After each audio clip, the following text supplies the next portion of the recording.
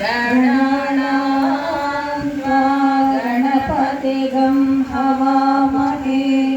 कविं कवीनामुपमश्रवस्तमं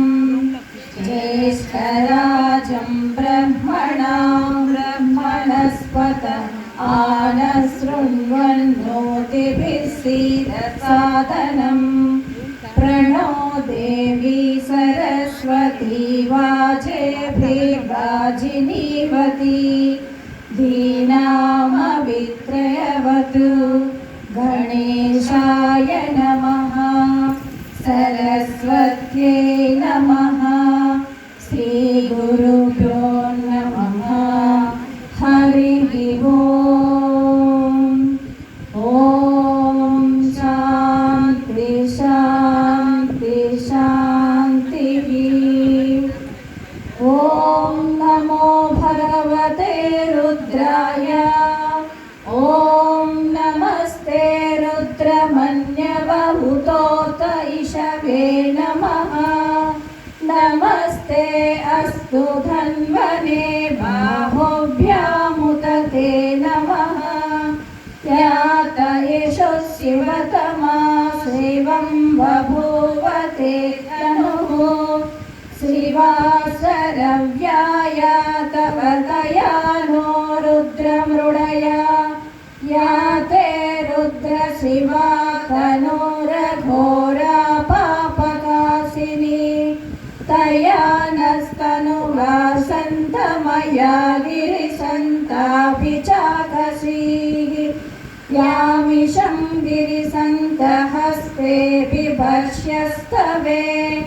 शिवां गिरित्रतां कुरु माहिगंसे पुरुषं जगत्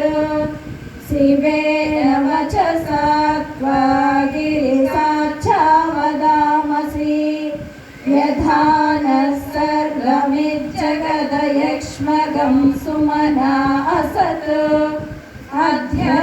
अध्यवोचद्विभक्ता प्रथमो दैव्योऽभिषक् अगीरस्य सर्वाण्यं भयन् सर्वाश्च यातु धान्यः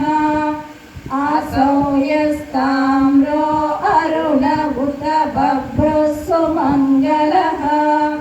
ये चेमाकं रुद्रा अभितो दिक्षु श्रिताः सहस्रशो वैशाखं हेरयीमहे असौ यो वसर्पति नीलग्रीवो विलोहितः उदैनं गोपा अदृसन्नदृसन्नुदहार्यः उदैनं विश्वा भूतानि सदृष्टो मृडयातिनः नमो अस्तु नीलग्रीवाय सहस्राक्षाय मीडुषे अधो ये अस्य सत्त्वानो हन्तेभ्यो करन्नमः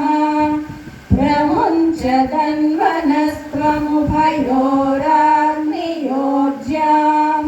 याश्च ते हस्त इषवः परातो भगवो वपा अवतत्य धनुस्त्वकं सहस्राक्षसतेषु ते निशीर्य शल्यानामुखा शिवो नः सुमना भव विज्यन् धनुः कपर्दिनो विशल्यो बाणवाहं हुता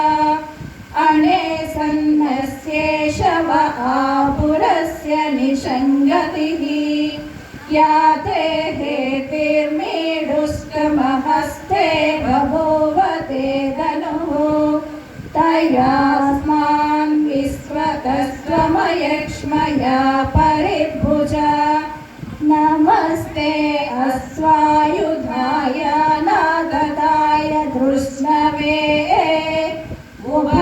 उभाभ्यामुदते नमो बाहुभ्यां तव धन्वने परिते धन्वनो हेति अस्मान् रुणक्तु विश्वतः अथो य इषुतिस्तवारे अस्मन्निधे हितम्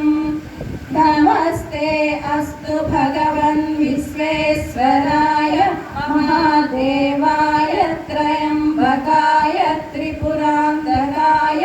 त्रिकाग्निकालाय कालाग्निरुद्राय नीलकण्ठाय मृत्युञ्जयाय सर्वेश्वराय सदाशिवाय श्रीमन्